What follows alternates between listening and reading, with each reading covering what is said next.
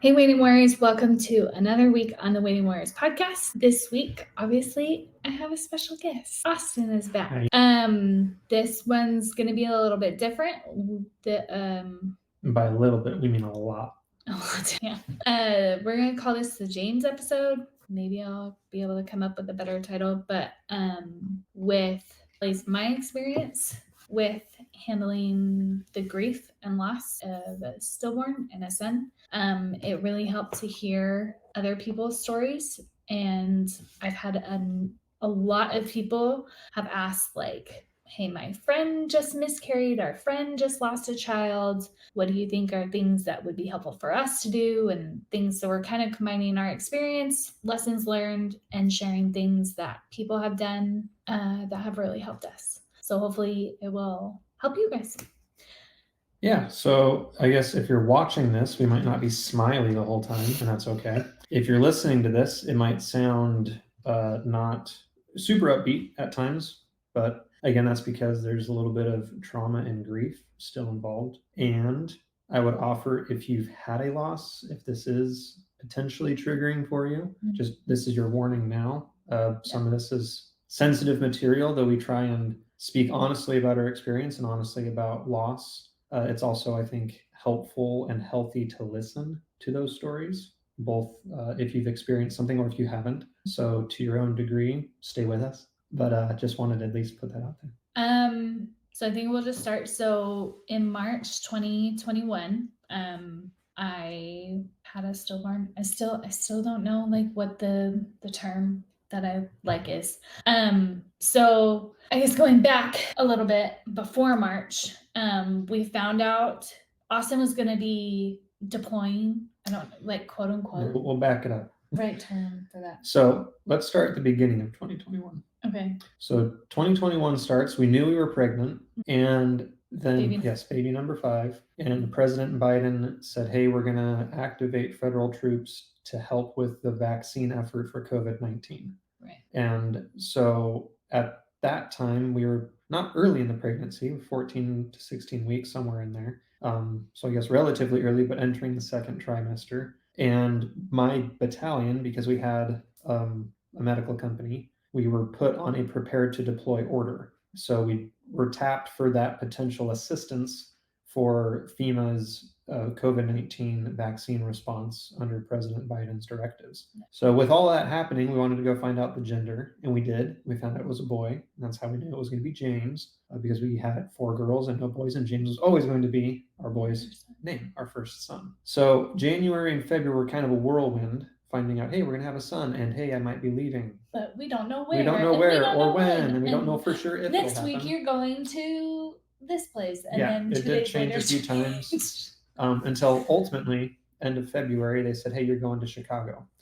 We're going to go to Chicago, Illinois, and support the FEMA's emergency response vaccine mission set. Yeah, essentially.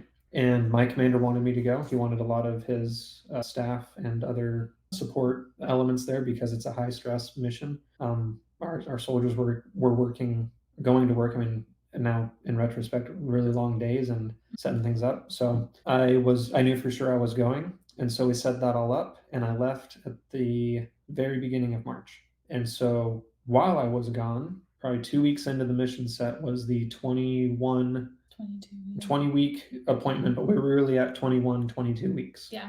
So it's like the anatomy ultrasound. If you've been pregnant before, like you always get an anatomy ultrasound. Yeah. It's very, what's the word, procedural? No. Yeah. Like every pregnancy is standard procedure. There's a 20 week appointment, give or take, right? And so ours was really around 22 weeks just because of timing. Yeah. Just because of timing and the scheduling and all that kind of stuff. But it was, so I went in for that appointment and he was gone. I don't know how else to say it.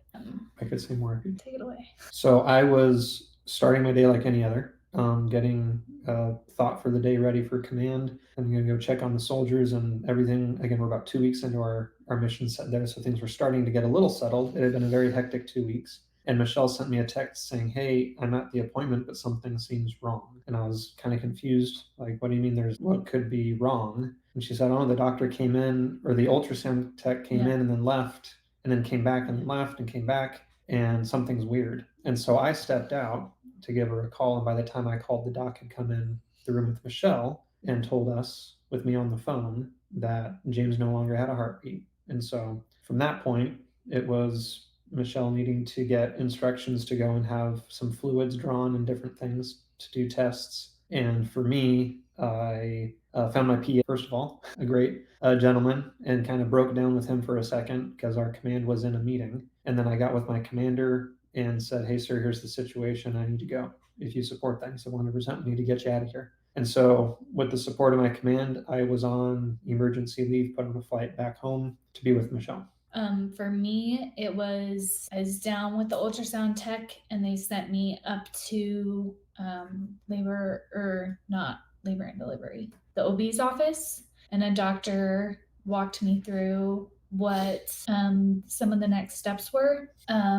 I will say I was by myself because it was during COVID stuff, and so everything at the hospital was still, no extra people. Austin was gone. I do wish I had called a friend to come and be with me, but I don't want to inconvenience anybody, and so one of the people I had thought about calling, she homeschools her kids, so that felt like that would have been a big thing to ask her. And another good friend had family over. I kind of wish I had called them. I did call my mom, and my mom was on the phone for me a while, but she actually was at the doctor's office for my dad for some big medical thing. And then I called my sister, so somebody was talking to me most of the time, but it was just a lot of tests, and then I had to go to this other clinic for more tests and more ultrasounds and just a lot of needles and testing the amniotic fluid and all that kind of stuff. So that was a really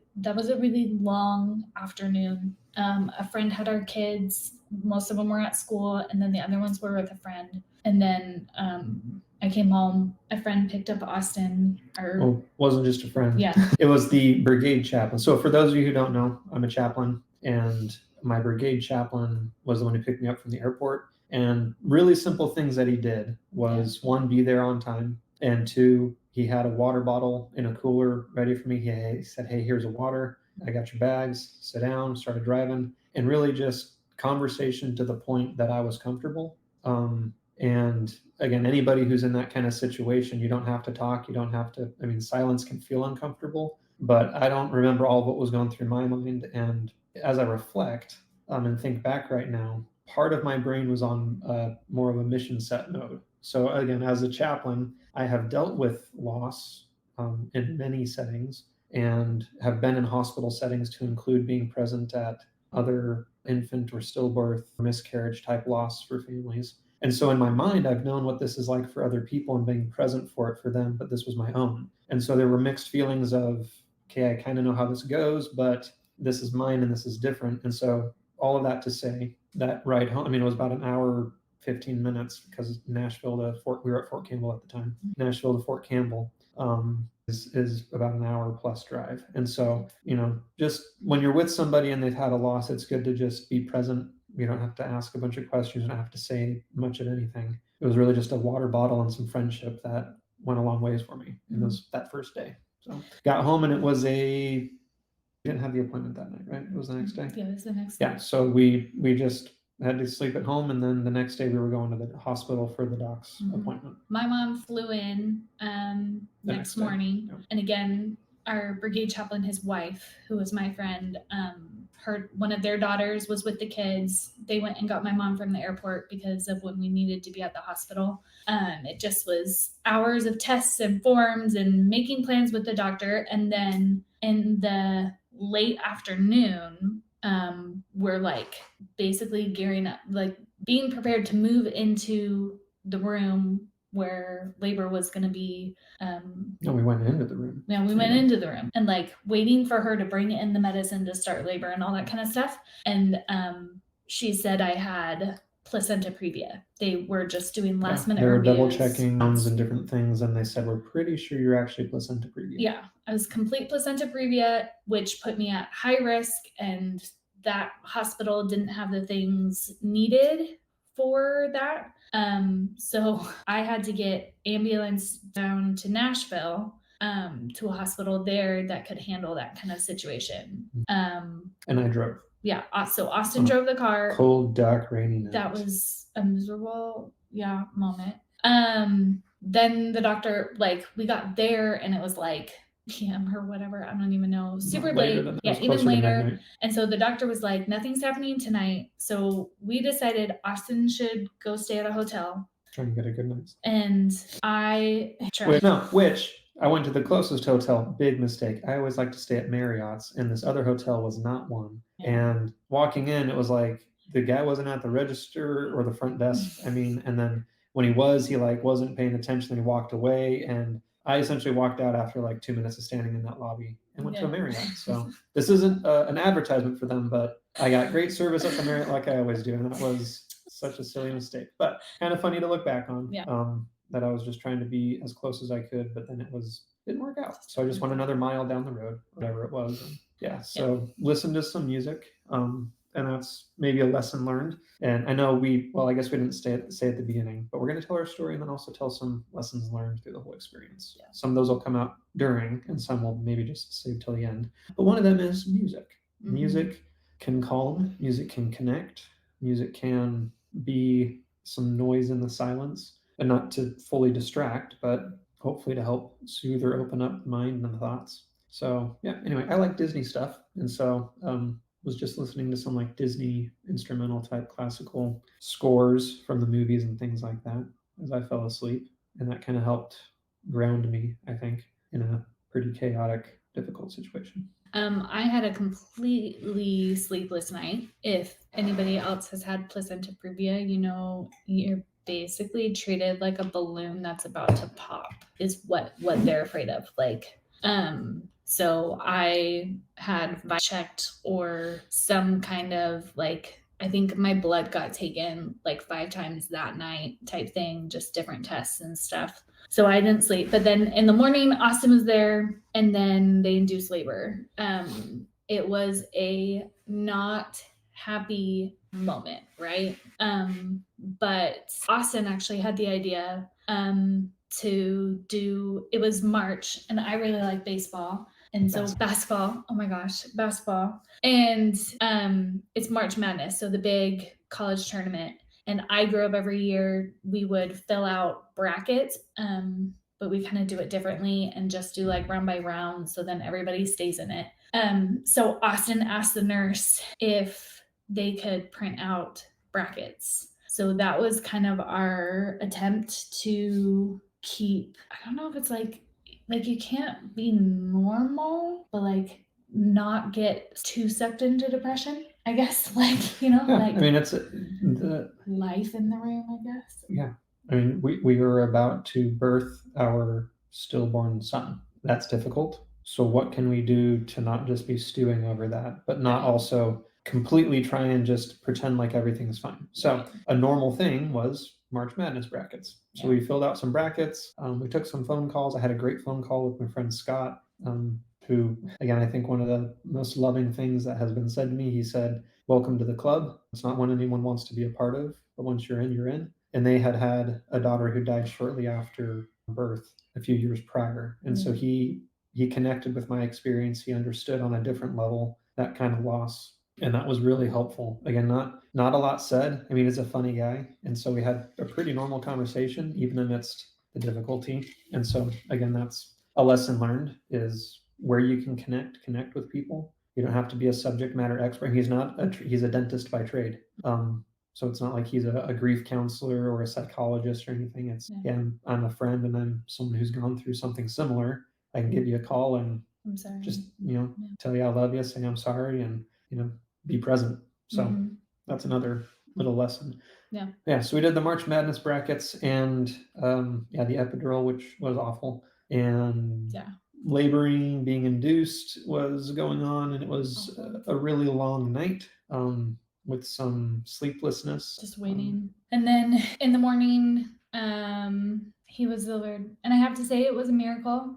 The expectation the whole time was, because I was placenta previa, was that either, how do I not get super graphic? He wouldn't come out whole because the placenta was blocking the thank you. Sorry, the canal. So he wouldn't come out whole, or things would get to a point where I would need a surgery.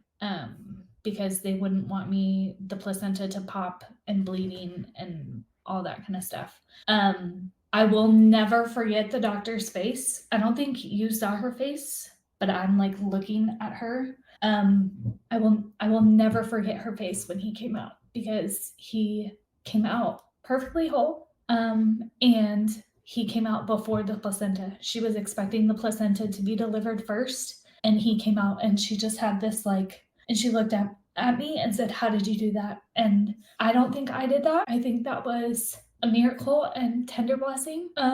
Because one, it literally the whole time I'm thinking I'm about to have some medical crisis more than what it was, and bleeding and all this kind of stuff. And I wasn't gonna have any kind of experience with my baby because of how he would have to be delivered and stuff. And none of that happened. So I wasn't in danger, and we got to have time with him. And that just was it wasn't the miracle I wanted, but it was the best one that could have happened. So we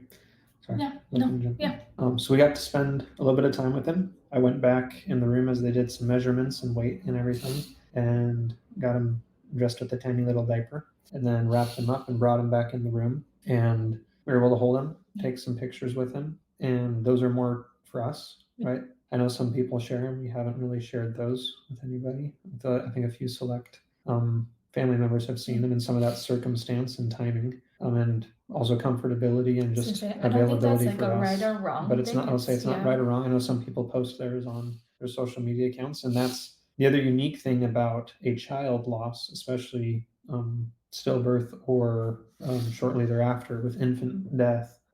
Everyone's going to process that loss and include that person in their life differently, and so and it changes and evolves. And it's not that if people haven't seen pictures that we've intentionally tried to snub them or whatever. Yeah. But it's also they're difficult for us to look at. We want to have them. We want to keep that as part of our history, and over time our thoughts and feelings ebb and flow and change. But it's a difficult experience to balance. So that being said, we spent time with him, and then the decision comes, and anybody who's had a loss, there's different ways to handle your deceased family member. And so we chose to do a burial. Not everyone does. Some people will choose cremation, things like that. But we wanted to give them a place to rest in that sense, in our eyes. And again, that's not a right or wrong for other people who choose cremation or other modes of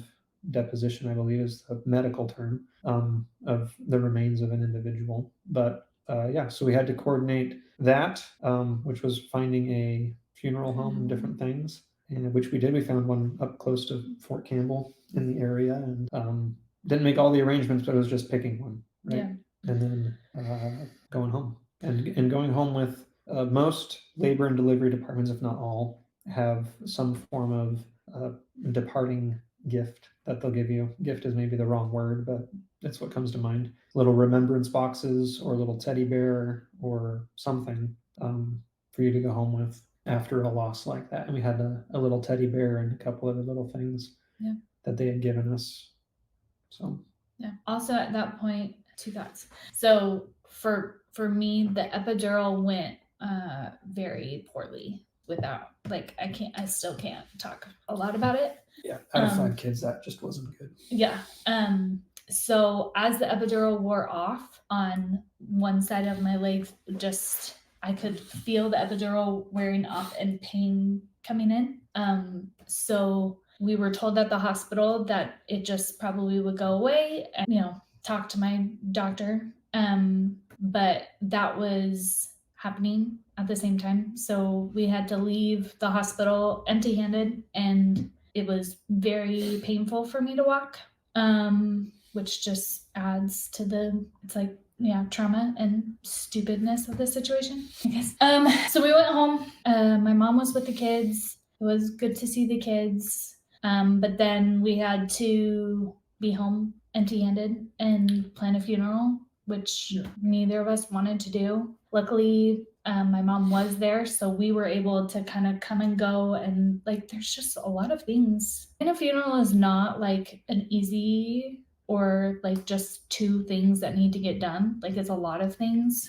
Austin took a lot of that responsibility. And so the next few days we're just making all the arrangements and the decisions, and then the funeral. We chose to, for family not to come into town.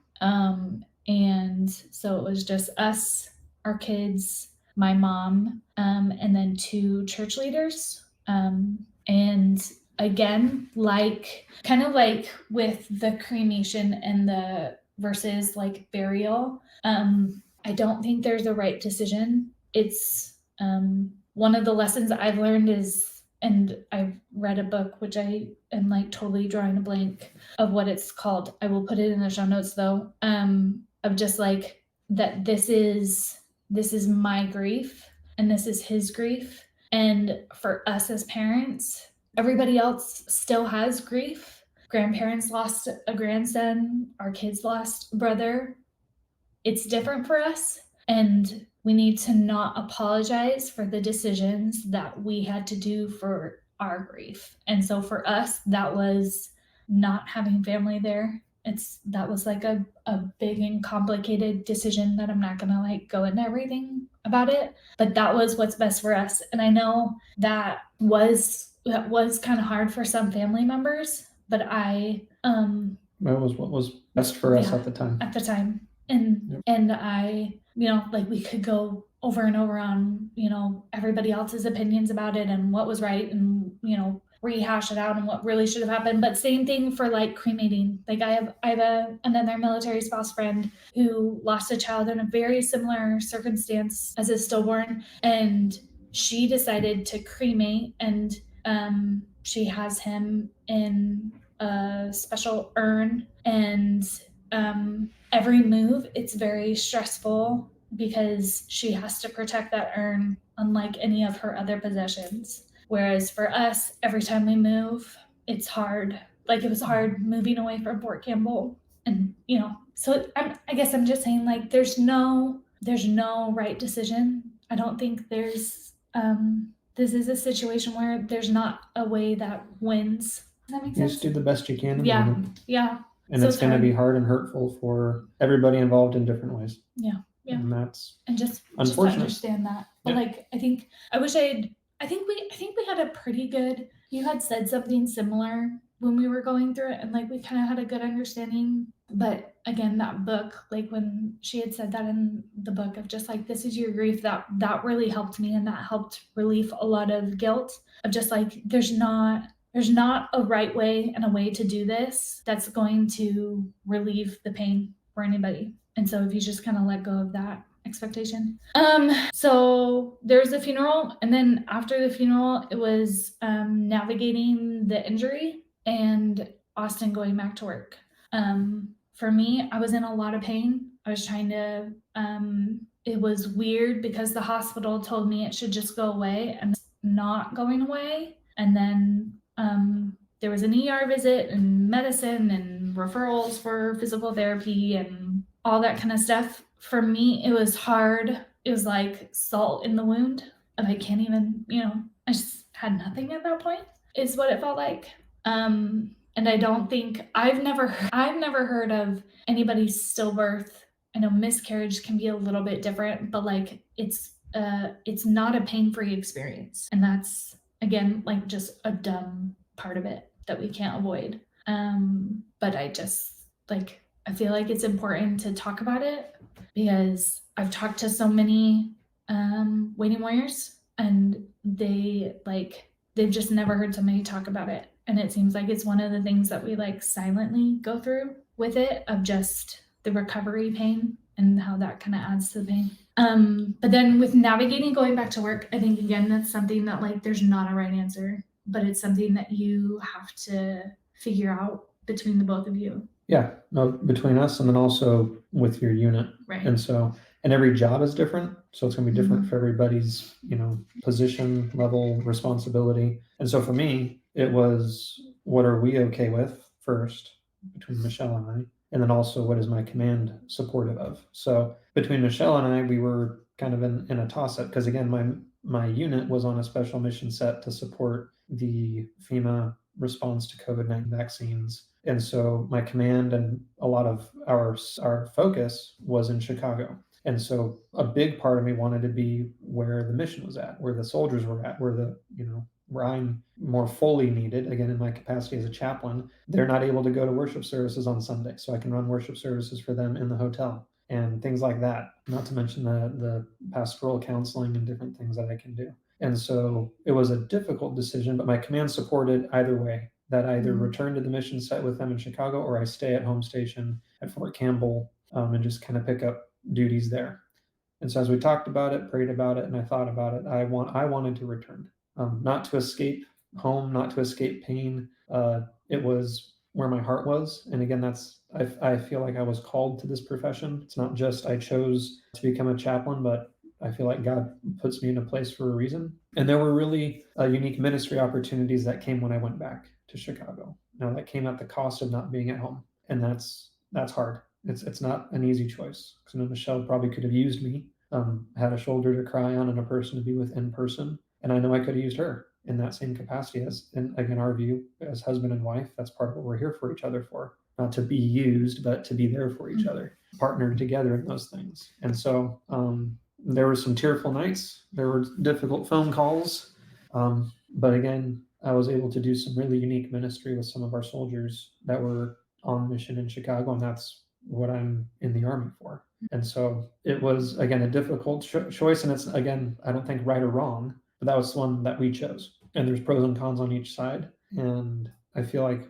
we were blessed through it with support from friends and from leaders and from people in our community, both at home and in Chicago. And so again, that's an individual choice, and each person will have to navigate it and do so between them and their spouse and their command as they reintegrate into work. Because there were difficult days and difficult moments.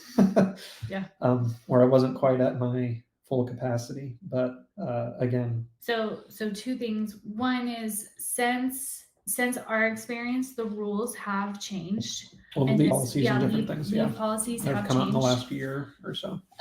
So make sure if you go through that, I mean, it's your unit's job to make sure you're aware of it, but like there is more time allotted without messing with your leave and that stress.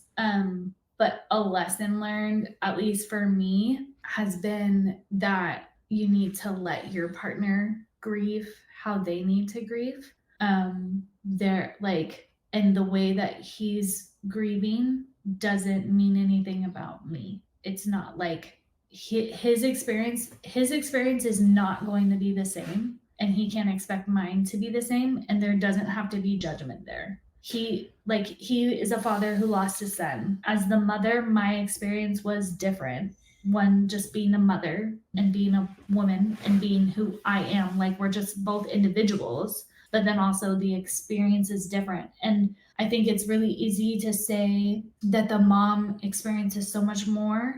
And while that is true, we experience different things. A dad still goes through a lot. Yes. And I don't think that's talked about enough. I don't think the dads are addressed enough.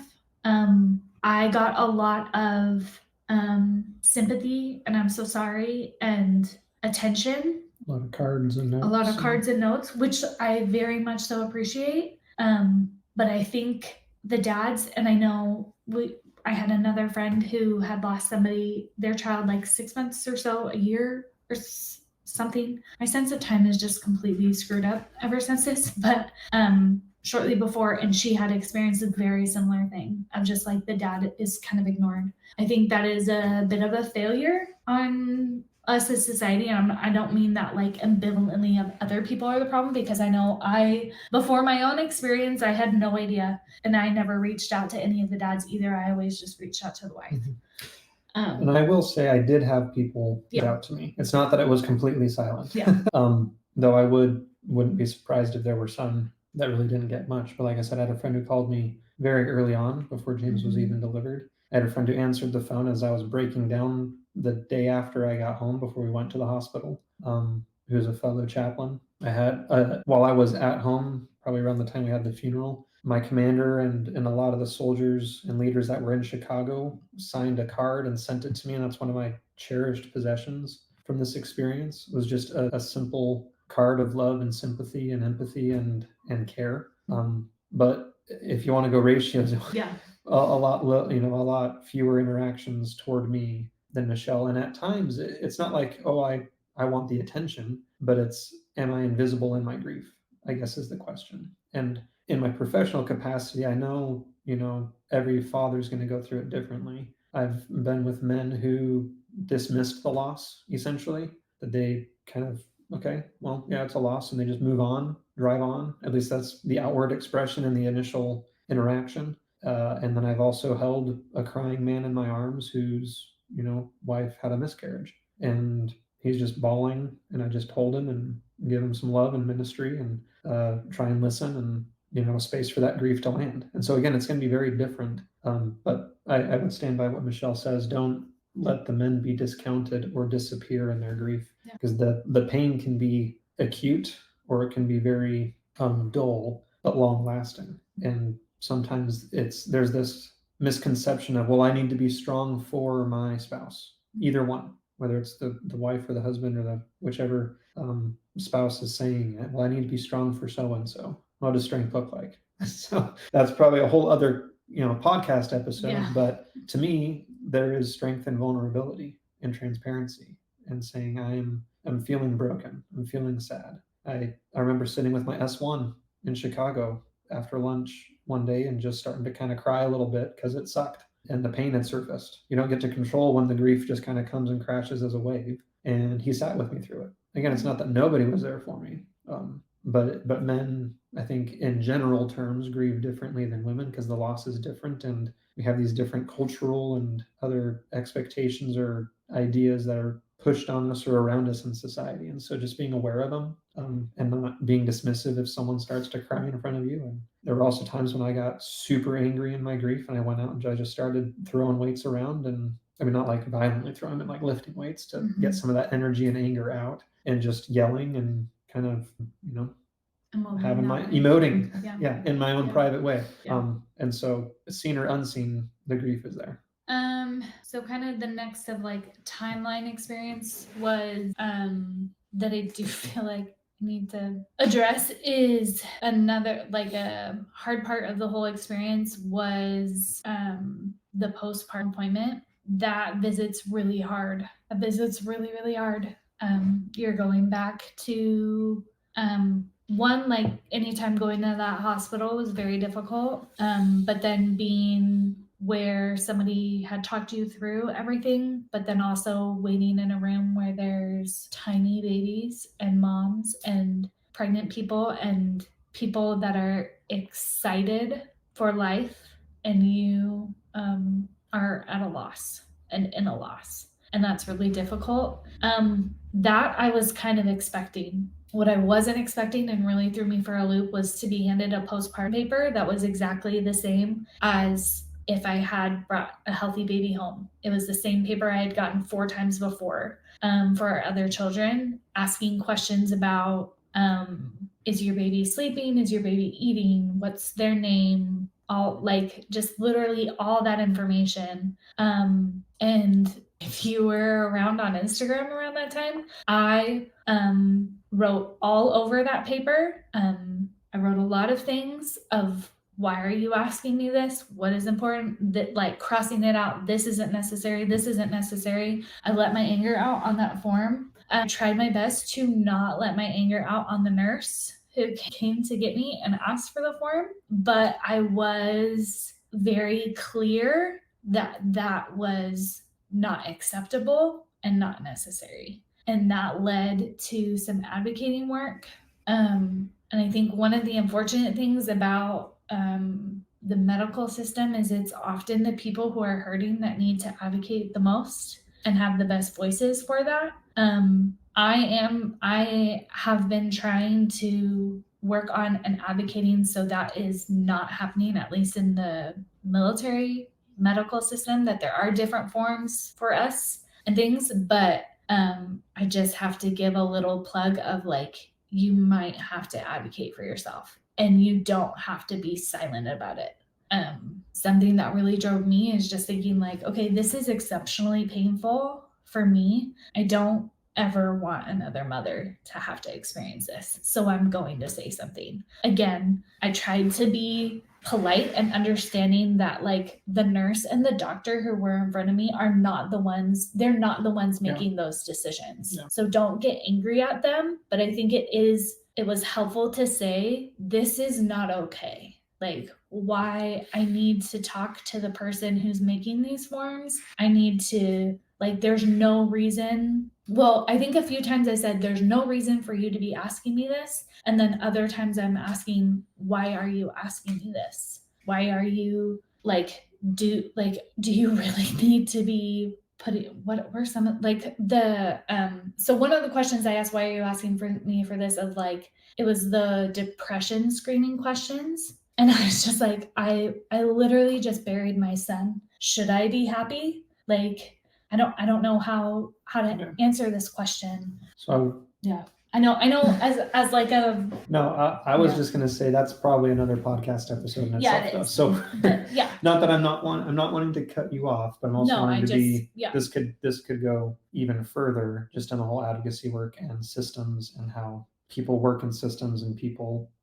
Sometimes they're aware of it and other times they're not until you say something. And so Michelle did a great job, and continues to do a great job at trying to help make some of those changes again, so other women in particular don't have to go through a similar type of painful experience after already experiencing a painful loss. Yeah. And I will say, last thing about advocacy is we were able to change those forms. Those forms, at least at Fort Campbell Hospital, which if you ever listen to this and then you do, heaven forbid, have a loss and you don't get those papers, please let me know, because I know exactly who to call and who to change that again. Yeah, and there was great, very responsive leadership in place that heard and understood and were empathetic about the situation, and they realized something that hadn't been brought to their attention before. They did not know. I think it's, and also it's not the most common thing, and so it's not like the flag gets raised all the time when this happens. And so again, patience and allowing, I would call it appropriate use of your anger, right? Because there can be very inappropriate use of anger that doesn't make change, and that anger is often a part of grief, and using it in a way that can leverage change without hurting people or burning somebody, and firing someone and attacking and all that kind of stuff, can really help, whether that's again in your unit system or the medical system